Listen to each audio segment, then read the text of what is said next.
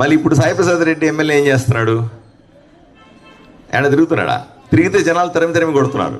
ఇప్పుడు ఆయన కాలనీలోకి వచ్చినారనుకోండి, మీరంతా అడుగుతారు కదా, ఏమయ్యా నాకు నీళ్ళు ఇస్తామని ఇవ్వలేదు, 10 ఏళ్ళుగా ఏం చేస్తున్నావా, గాడిదలు కాస్తున్నావా నువ్వు అని అడుగుతారు కదా. అందువల్ల ఇంట్లో ఈసారి ఈ దుర్మార్గుడి చేతిలో అధికారం వద్దు. ఈ దుర్మార్గుడైనటువంటి ఎమ్మెల్యే చేతిలో అధికారం ఇస్తే భస్మాసురులాగా మన ఎత్తిని చేయి పెడతా ఉన్నాడు. ఈసారి మొత్తం ఆయన అధికారం అంతా లాగి వదలబడేయాల. 10 సంవత్సరాలుగా ఎమ్మెల్యేగా ఉన్నటువంటి సాయిప్రసాద్ రెడ్డి గారు ఇక్కడ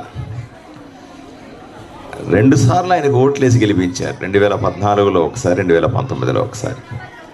2 సార్లు ఓట్లేసి గెలిపిస్తే కూడా ప్రజలకు ఈ మాత్రం సదుపాయాలు కూడా ఇవ్వకుండా ఆయన ఏం చేస్తున్నాడో ఎవరికి తెలియదు. ప్రజలు